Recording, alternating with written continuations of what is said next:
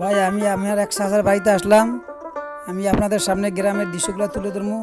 ইনশাল্লাহ আমি আশা করি আমার ভিডিওটা যদি আপনারা প্রথম থেকে শেষ পর্যন্ত দেখেন, আপনাদের কাছে খুব ভালোই লাগবে।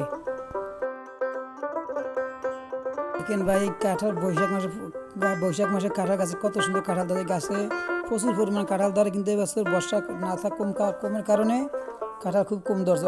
এই যে এগুলো দেখছেন ভাই, এগুলো আমাদের দেশি হাঁস। আমাদের সাথে থাকবেন, আমি আর গ্রামের দৃশ্যগুলো আপনার সামনে তুলে ধরবো, একটু আমাদের সাথে থাকবেন আপনারা।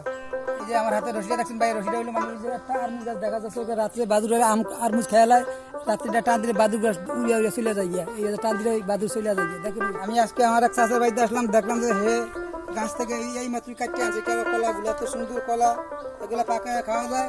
তরকারি সব লাগাইছে, কুবাইছে, সার দেয়, ওষুধ দিয়ে, খুব সুন্দর করে ই করছে। এখন বর্ষাইছে, এখন এগুলা সুন্দর আরো বাড়বে, চেহারা সুন্দর বাড়বে। মাছের লাগে খাওয়া যায় কচুগুলা, গোস্তর সাথে দিয়ে খাওয়া যায়, খুব মজা। কত সুন্দর জাম্বুরা, এই গাছে অনেক প্রচুর পরিমাণ জাম্বুরা ধরে, কিন্তু বর্ষা বৃষ্টি কম কারণে অনেক কম ধরছে এই বছর।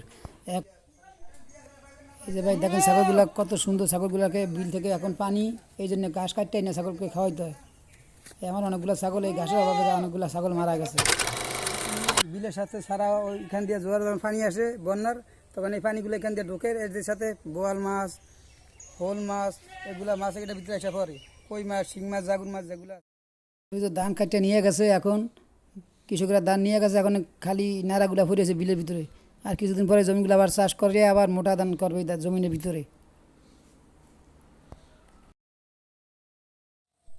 দেখেন ভাই, উপকৃত গাছটির অবস্থাটা কী করছে, আমরা তো রস খাইছি, খেজুরও খাইছি, খাওয়ার পর দেখেন গাছটা কাটতে কী অবস্থা করছে। গাছটা কি বাঁচার মধ্যে কোনো লক্ষণ আছে? দেখেন ভাই, এটা এরই ক্ষেত ছিল, এই ধান মাসে কাটতে কৃষকরা নিয়ে গেছে, অনেক এই জোয়ারের পানি উঠে খেতগুলো চলে গেছে গিয়ে, পানি ধান নাই, ধান নিয়ে গেছে গিয়া।